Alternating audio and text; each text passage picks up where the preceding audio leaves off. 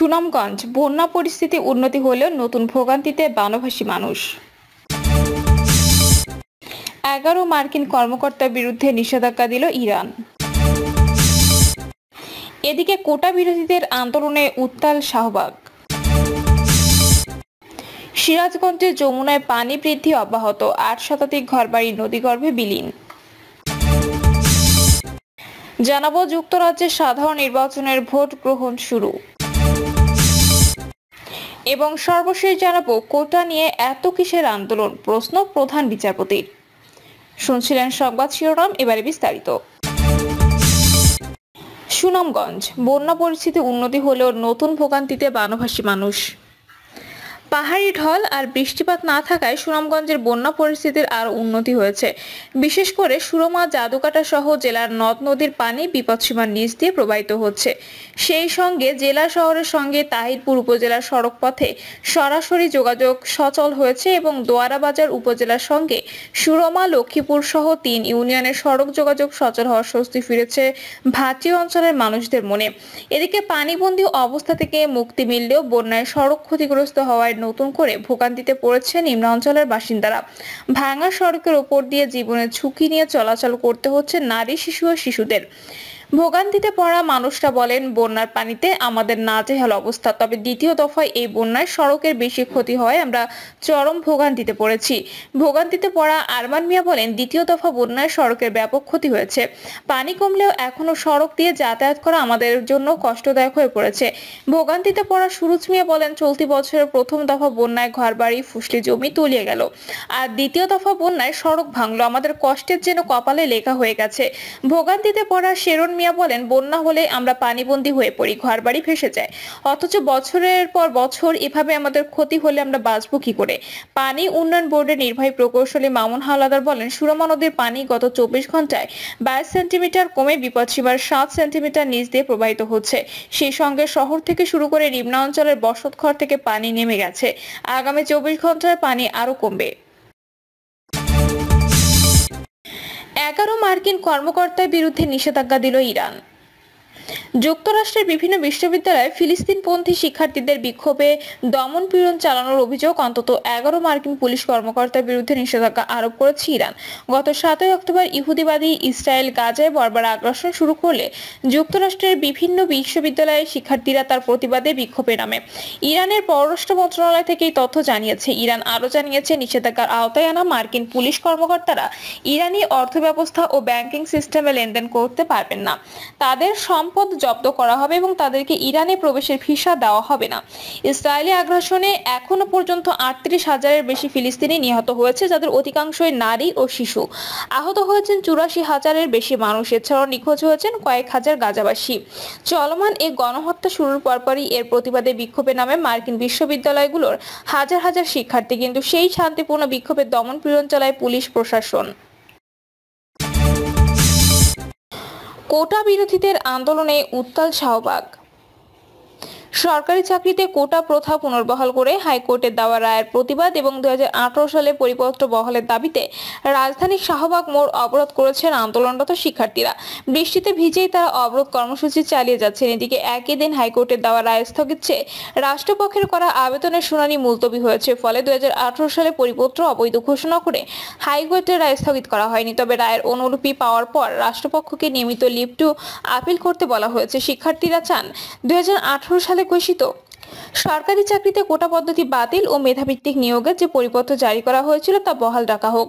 পরিপত্র বহাল সাপেক্ষে কমিশন গঠনপূর্বক দ্রুত সময়ের মধ্যে সরকারি চাকরির সব গ্রেডে অযৌক্তিক ও বৈষম্যমূলক কোটা বাদ দেওয়া, তাদের চাওয়া সরকারি চাকরি নিয়োগ পরীক্ষায় কোটা সুবিধা একাধিকবার ব্যবহার করা যাবে না এবং কোটায় যোগ্য প্রার্থী না পাওয়া গেলে শূন্য পদগুলোর মেধা অনুযায়ী নিয়োগ দিতে হবে।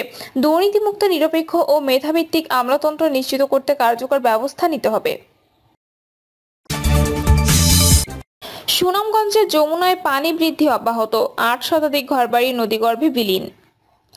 সিরাজগঞ্জে ৮ শতাধিক ঘরবাড়ি নদীগর্ভে বিলীন। উজান থেকে নেমে আসা পাহাড়ি ঢল ও মৌসুমী বায়ুর প্রভাবে সিরাজগঞ্জে যমুনা নদীতে বন্যার পানি বৃদ্ধি অব্যাহত রয়েছে। এতে জেলায় অভ্যন্তরীণ ফুলজোর, করতোয়া, ইছামতি, হুড়াসাগর ও চলনবিল সহ নদ নদীর পানি বেড়েই চলছে। ইতোমধ্যেই নিম্নাঞ্চল প্লাবিত হয়েছে, তলিয়ে যাচ্ছে চরাঞ্চলের ফসলি জমি। এতে বন্যা আতঙ্ক বিরাজ করছে চরাঞ্চলের মানুষের মাঝে। যমুনায় দ্রুত পানি বৃদ্ধির সঙ্গে সদর উপজেলার কাওয়াকোলা ইউনিয়ন, কাজীপুরের খাসরাজবাড়ি ইউনিয়নের শানবান্ধা ঘাট হতে বিশুরি গাছাঘাট ও শাহজাদপুরের জালালপুর ইউনিয়নের পাঁচিল, হাটপাঁচিল, জালালপুর ও সৈয়দপুর গ্রামে রাক্ষসী যমুনার তীব্র ভাঙন চলছে। কোনো কিছুতেই ভাঙনের তাণ্ডব থামছে না। তবে যে যমুনার সর্বগ্রাসী ক্ষুধা মিটবে কেউ তা জানে না।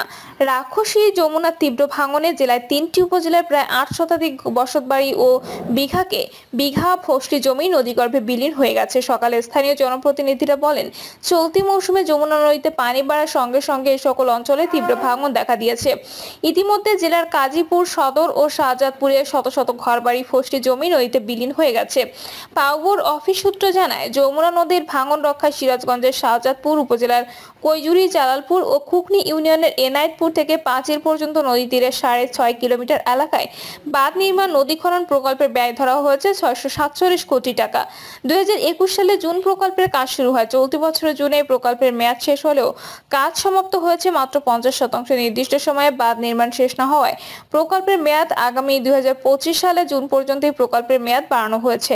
গতকাল বিকেলে শাহজাদপুরের পাঁচিল গ্রামের কোবাদ মাস্টারের দোতলা ভবন নদীগর্ভে ধসে পড়েছে। এছাড়া বহু ঘরবাড়িও নদীতে ভেঙে পড়ছে। সহায় সম্বল হারিয়ে এসব পরিবারের মানুষ এখন নিঃস্ব। এ সকল অঞ্চলগুলোতে দ্রুত ভাঙন রোধের ব্যবস্থা না নিলে বিভিন্ন সরকারি ও বেসরকারি স্থাপনা সহ অনেক ঘরবাড়ি ও ফসলি জমি বিলীন হওয়ার আশঙ্কা রয়েছে।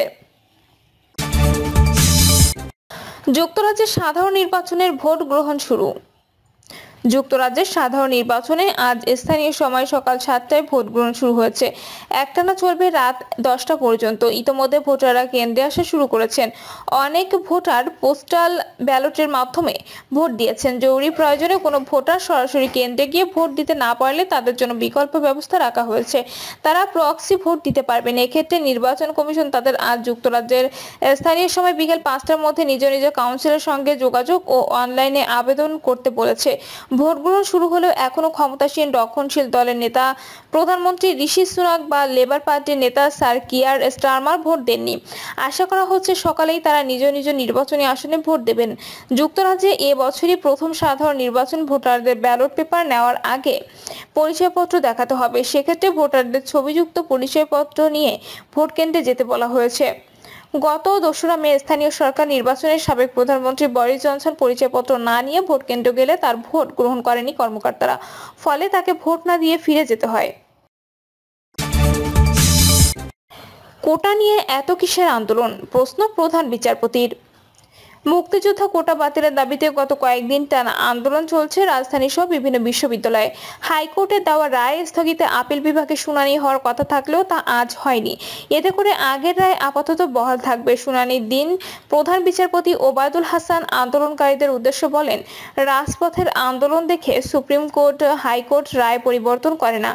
এদিন প্রধান বিচারপতি ওবায়দুল হাসানের নেতৃত্বাধীন আপিল বেঞ্চ রাষ্ট্রপক্ষের আবেদন শুনানির জন্য মুলতবি করে। এরপর হাইকোর্টের রায় আপাতত বহাল রাখার নির্দেশ দেওয়া হয়।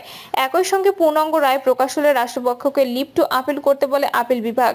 রিট আবেদনকারীর পক্ষে সময়ের আর্জির পরিপ্রেক্ষিতে আপিল বিভাগ নট টুডে বলে আদেশ দিয়েছেন। এ সময় অ্যাটর্নি জেনারেল কোটা আন্দোলনের কথা উল্লেখ করে এ মামলায় স্থিতাবস্থা চান। জবাবে প্রধান বিচারপতি ওবায়দুল হাসান বলেন, এত কিসের আন্দোলন? সুপ্রিম কোর্ট, হাইকোর্ট কি আন্দোলন দেখে বিচার করবে?